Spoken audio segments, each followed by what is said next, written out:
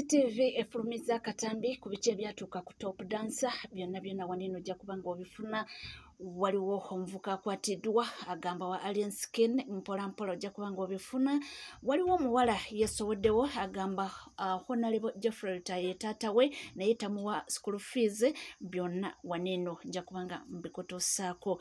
Ate ebyamukunjootasera biri bitya waneno wokka ng'oyongera okuba nga weekumira ku mukutu. Sefco neba XB bali lunozaabika byonna goyongera okubanga wekomera ku NCK TV byonna biwetaaga okubanga omanya nja kubanga bekutuusa kakati tutandise bwe tute. Kyaddaaki abantu badde beebuza oba ne kakati ebibuuzo bikyali bingi ekyatuuka ku mwana mulenzi Top Dancer oba abasinga obungi mbadde mmanyi nga Namuke. Kakati tubadde tuli awo ng'ebibuuzo bingi tukyebuuza ne tutandika okubanga tufuna obutambi nga buvaayo, era wano waliwo akatambi ketuguddeko ndowooza kajja kubanga kayambakoko okubanga banoonyereza okutegeera ekyaliwo ekyamazima kyeki. Katambi kalaga obulumi omwana ono bwabadde nabwo kubanga yakubwa bubi nnyo, kakano kibi nnyo. Buli kintu okiwakadde obujulizi bujja kuvaayo mpola. Kyemugamba eno vidiyo nga batomera oyo omwana ng'owa picha amutomera. Kyemugamba yo temunnagiraba. Eno vidiyo yo temunnagiraba. Lwaki temugiwa budde, lwaki temugiwa makulu? Mulyoke muveeyo mumale okutomera omwana w'abandi mumugambe mbwayogere mbwa abaana ba Alien Skin bamukuba mumugenda mumutwala mu ddwaliro mumujjanjabe ne mutamujjanjaba. Eno vidiyo yo temunnagiraba. Obujulizi bujja kuvaayo mpola. Just kaseera. Katonda abeera ku saidi y'abantu abatayina musango. Eno vidiyo nga temugyogerako nga batomera omwana w'abandi. Kyemugamba temunnagiraba. Omwana bamukuba boda ne bamutomera mawugwe. Emumugamba okutwala mu ddwaliro tukujjanjabe twagala oveeyo ogambe mbwa Alien Skin abaana be baakukuba. Wumbwa wakerere. No, ndowooza yenne sinaaliyo waliwo gye nawuliddeko. Era nabirabye waneno ku mutimbagano nga bagamba nti omwana ono mbu yali yakubirako maama we essimu, mbu n'amugamba nti maama ndi bubi, ndowooza oba byebiseera ebyo njagala oba ku ssente oba kwejanjaba, mbu maama we n'amugamba funa ssente linnya ojje eno. Kati awo simanyi, era nawuliddeko aliwo omwami yavudde n'agamba nti omwana oyo byonna tugya bituukako yakubirako maama we emyezi egy'emabegako awo, oba ndowooza baali bakamutomera awo simanyi oba simanyi kyo, Mukama yamanyi ekituufu.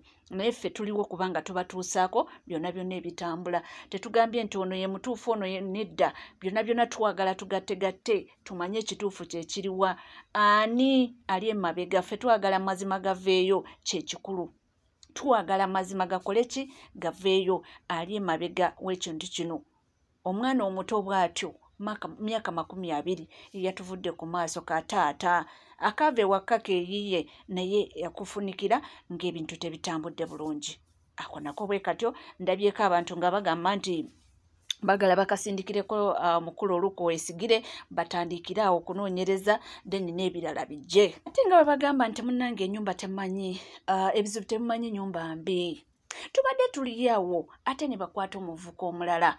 Omuvuko ono ng'agamba nti abeera Bukoto. Bamukutte ngabba ne bamwambula engoye. Muvuka nno mulungi, muvuka nno alabika bulungi.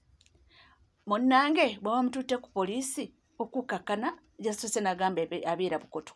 Ate kukakana adde yendi n'agamba mbu abeera wa Alien Skin. Bannange kiki ekigenda mu maaso wuuno? Komanda akoze eki? Abyengweli abaira dondonda mu mbiri biruwa ibino nego musajja gwe olanga olabika bulungi lwaki obobba lwaki obbase kyekikubisa kale olinamu obuzibu obukubisa buzibu ki? Mutabani wo mulwadde muki obeera luddawo mukono Bukoto. Bannaye ab'e Bukoto mwami ono emba mumumanyi mumuyambe ku mwana we. Omwana mulwadde, omwana mulwadde. Mumusanzeewa komanda, mumusanzeewa ku Green Shop. Kati laba ovote ku Green Shop naawe.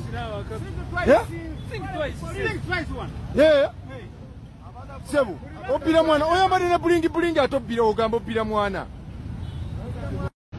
uno party 2 basazewa amateeka butagatwalira mu ngalo ne bamwambula bwambuzi agamba abeera Bukoto basazewa tumulete ku poliisi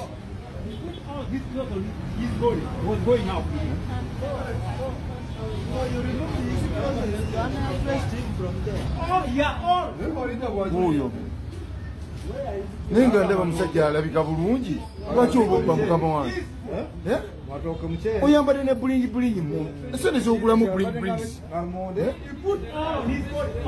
kyokka agamba awangalira wali eni skin bundi yangu njagala genda eno party tu uno mubiba mukutte bannange ebintu bizibu ebintu si byangu awo we tuli naye nga tuvuddeko eyo tudde ku nsonga endala ez'omwana mulenzi Mukonja Atasera juzi waneeno yesterday actually eyakubiddwa tukutwaleko mu ddwaliro then tuwulire ku Secretary General kikyagezaako okutangaza tuli bantu baddembe era tuli ba mirembe walabye nnyo olunaku lwajjo nti ebintu byaffe bibadde very peaceful naye olw'abantu ababaddewo ne massive support abantu gye balaze bana abatiitiizi President bamaze bwati ngavaawo bazze ne drone ne bajja n'emmotoka by'amagye ne batandika okukuba abantu abadde tebalina musango abadde tebali armed abantu yesu nga batambula badda waabwe naye amagye ne poliisi ne bajja ne batandika okukuba abantu badde drones ezibadde zijja nga zirimu abasirikale abava mbako buli mwena gwe balaba era munaffe mulaba kunja abaddeyo omu kwabo ababadde ne ku stage at some point ne mulabye kakati babadde avaawo ne bamukuba essasi era kati mbadde gyoya n'omusawo nakonfaminga tibadde essasi mulabe babadde bakuba amasasi bakuba tiyagasi bakuba projects ezitali ebirala ebibwatuka kakati erifujo lyonna libeera lyaki ku bantu abali peaceful abantu abatalina gwe bakubye tukyali awo ate ne zireeta omuwala agamba nti muwala wa Honorable Geoffrey Rutaya naye nti Geoffrey Rutaya alemereddwa tamuwadde school fees ate yeetaaga okuddayo ku ssomero mbali mu senior 4. Hello everyone, my name is Nambasya Miran Rutaya. I'm 17 years old. My father is called Honorable Geoffrey Rutaya. My mother is called Naisisiji. Abanji gomanyinga nice and lovely. Chindese wano olunaku lwaleero kulema video okuja mu media. Zizenga your last option nga option yoka gyensigaza. Because you have tried everything chomanyi chomuntu kyosobola ogezaako nzire ku ssomero kigaanyi. Right now ndi mu senior 4 naye sinaba kudda ku ssomero. Ensonga ennemeseza okudda ku ssomero sinti oba njagala requirements sinti oba pocket money wabula nsonga ya school fees. Tugenze tuzunze mu makoti nze ne mama wange agezezaako buli kimu nsome era nga bajja mu media kubanga naye waliwo back then nakolera results ennungi mu P7. Mama wange bwe yajja mu media we bambuuza oba tata wange asasulira school fees because tayagala kuno n'alinnya lya tata wange kubanga kimanyi alina baalabirira alina abaana abalala alina famire endala tamwogerera bubi tajjayo mazima nga bwe kiri. Nange ekindese wano si kumuvuula nzize wanene nengairire tata wange bambi sandyagadde butakulabye no bibuuzo ndi mu senior 4 kale ebirala bireme naye school fees si mungi. Nze ne mama wange tuzunze ku makooti tukubya amasimu tuyise mbe tumanya bayinza okutuukako enkukubidde ngezeza kufuna amasimu g'abantu kukubu baani bonna nkukubire kasitoli eddoboozi nga lyange ng'ojjako naye bambi nkwegeeridde nalina omutasobola okuntu waba yenga omuntu kino oba katabulabi information eri mweno video mugimumpeereko nsaba ku school fees. Nze personal needs ng'omuntu byakusomera pocket money byonna bivaako kyenjagala saawa zino kyennuubirirwa kufuna mpapula nange neegaseko ng'omuntu mu future naye bambi nsaba mama wange nkimanyi no video wogirabirako ogenda kunyiiga egenda kuyisa bubi kuba bino ebintu bya media sikujja kwogera personal issues zaffe mu bantu tobyagala wange abadde agezaako buli kimu naye wano jjojjuza abadde mulwadde nga ndaba talina nakyasobola kukolawo nga ndaba era ebibuuzo nituusa obutabikola neŋŋamba kanzije wakiriko kuba nkimanyi ne bwenkwata eno video nengimusindikira ye ng'omuntu mu inbox tasajja ne bwagiraba aba talina kyagenda kukolawo naye mbadde nsaba abantu abamuli okumpi wakiriko waliwo kimuŋŋambiddeko eridde bambi nnyamba kuba ndaba bino ebintu byezzeemu nga byali mu P7 kuviira ddala wansi kuviira ddala nga ntandise okusoma kuba mu P7 enzukira nalwala nnyo era ne mubuuza gye nasomera primary gye namalira primary nze sijjukirako taamu yonayinayina yali ewedde nga tebangobye emirundi gisukka 4 school fees naye nga bwengezaako nempya tata wange kasita ngamba nti nno halo ono Miran nga banzijjako ku ssimu yokuba nali P7 nalwala nnyo nalina stress nga mungi kana okuntikako oxygen mu wheelchair era ebibuuzo ebya PLE nabikola nva mu ddwaliro bwe ngenda ku ssomero naye era nenkola bulungi nenkola aggregates 7 kale nze nali disappointed kuba nali mugezi nera nga nsubira ngenda kola 4 aggregates naye nenkola 7 naye ate at a certain point nenfuuka proud kubanga nabikola nva mu ddwaliro nendowooza banyita wange agenda kunnenyumirizaamu oba ntwale musomero nali njagala erya secondary but to my surprise tewali yadde message nafuna nalowooza nti bwe nnaasoma obulungi nempita mu P7 nti oba onansiima oba onanjagala oba ononnenyumirizaamu era nga ndowooza nze mbirowoozo lange nga ndaba bwe nnaayita ogenda kuntwala mu ssomero ogenda kundaba ng'omwana ogenda ng'abaana abalala bonna to my surprise nika congratulations akalaba kawebale kusoma abaana balala n'abaagwa bonna abazadde baali basanyufu ku lwabwe nze maama wange yeyaliwo ebyo byonna nembigumira naye kati nentuuka wanino secondary nzino twafuna essomero lyetusobodde anti amasomero gonna ge nali neegumba ge nali nsomerera ennyo ntuukemu saagafuna kyokka nga nayita nakola bulungi ebibuuzo byange naye era nali sigasobola school fees na senti nandibadde simbonze ng'omwana sirina kintu kyona kinandisabye tuoba kino oba kiri naye bintu bingi byenneegomba nze ng'omuntu kale nga n'okubeerako nange nga nyina father weeks 2 zezibulayo zokka tutandika ebibuuzo bambi nkwegayiridde wakiri nsasulira school fees asiri bambi nzireyo ku ssomero nsome malirize ebibuuzo bya sinafu kyekyokka kyenyinza okwegayira essaawa zino sinti ebirala byo sibyagala naye byo nsobola obbye Kanyabo kagambye kabadde tekaagala kugenda mu mawulire naye kalabye nga it is the last option oba it is the only option yasobola okuba nga obubaka butuuka ku taata we bantu baffe.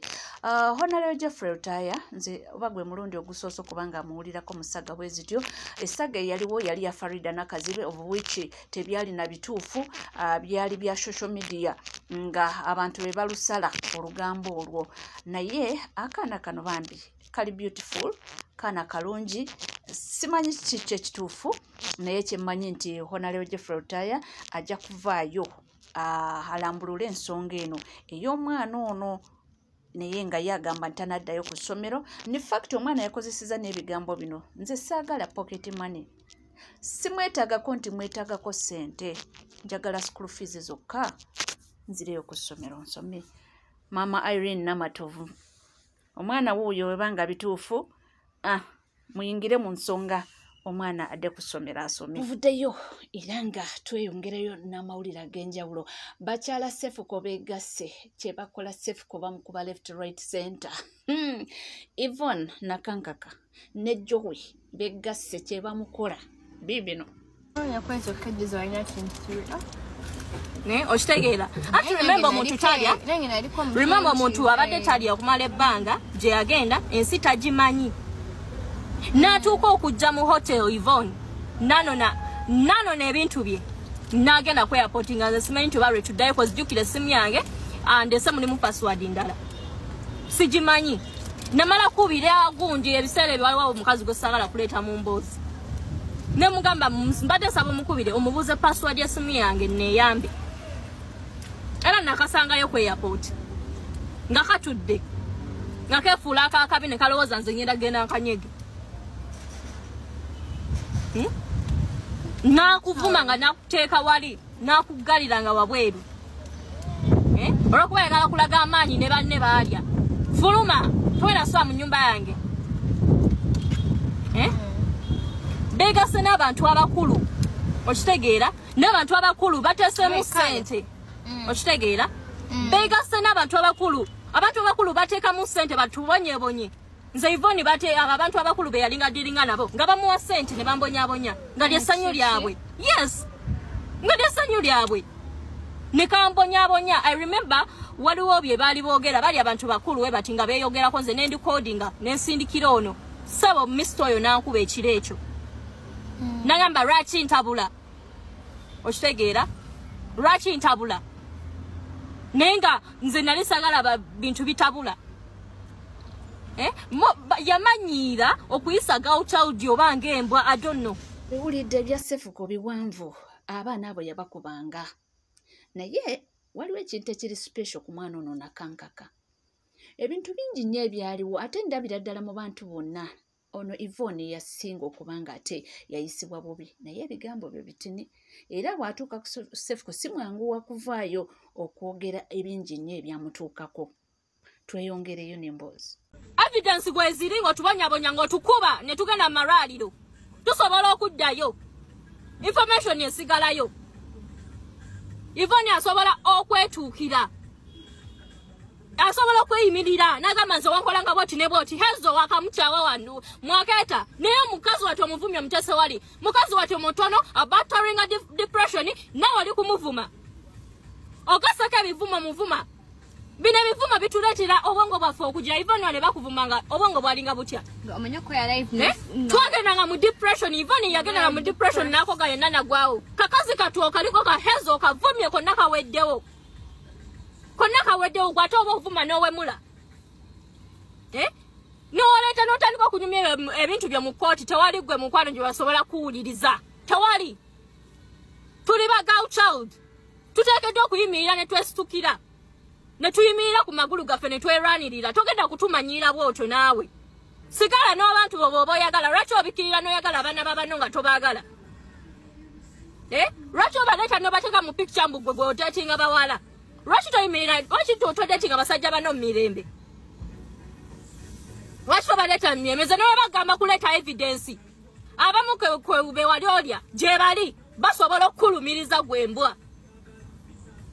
basobola okukulumiriza Heza asobola okujja n'akulumiriza gwembwa nange nsobola otukoze bubi nnyo oyo Joey mulalamu nga wenkugambye nti Yvonne si mukyala muyombi oba kyensobola okugamba naye ate olaba ye Joey ebigambo ebimuvaamu mukambwe muko era byonna ali ready okubanga abyabe anti bonna begasse ate olina ye Sefuko agamba atya teri atasuna kasolo kogwe mazi tewerabira ne tomudiya kumaliramu teri atakuzina gwe wali oyagala nakwebaka ku kasebo ani gw'omanyira gwe mulya buto mukwano nabuka eddogo lyo saafa bonna abakwagalako baafa mulambo gwe mukwano nina obudde bwo gwe tomanyira nakufuula kyoli nekyo ekitonotono n'oyo mawubeewo singa sinzi singa kati talina nasuubi singa yafadda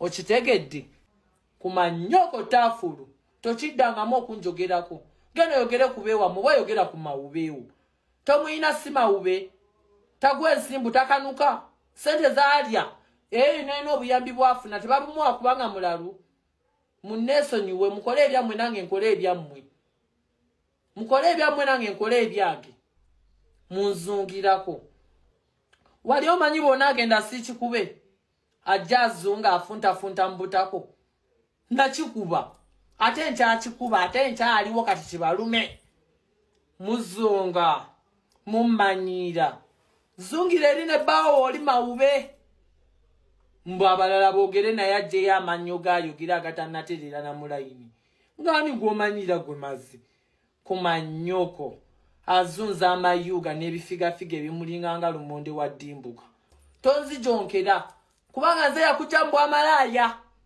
nze yakujja mu kyalo n'ennyoko kati bwali singa tali bulungi kuba omanya akazigo ke yalimu temugeza kummanyira mumanyira nigwe muzungirako ngani mwemulowooza muyinza kunkola kimwe kumaaniina mwene mwemwegata 10 okitegedde kati gwe nakumala wummuza enfulizo ku ttaka ddayo eriwo pukinyazi kuba bifulasika n'ebicupacupa bya kooko bajja banzungirako oba ndi mubi oba ndi mulungi oba nkola kinneerabira gwe malaaya kubanga nakujja wala nakujja mu Power King nga bakutembeeya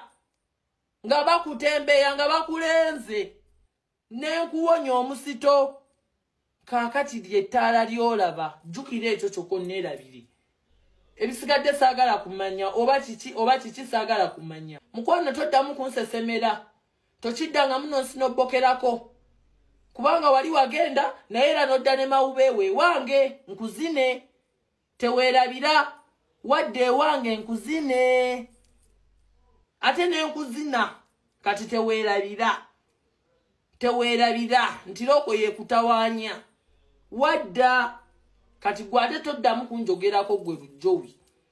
Tuli ku NCK TV, teweerabira kubanga osubscribinga, ringinga that notification bell, sharinga, likinga, ebisigadde butereva mawulire nja kubanga ngakuwa era nja kubanga ngakutuusaako wonna woli wonna wosinzidde. Nkugamba bugamba nti gwe tuula butuuzikalira nnyo era ebisigadde byonna byonna nja kubanga mbikuwa era nja kubanga mbikutuusaako. Sigala naffe tovaawo.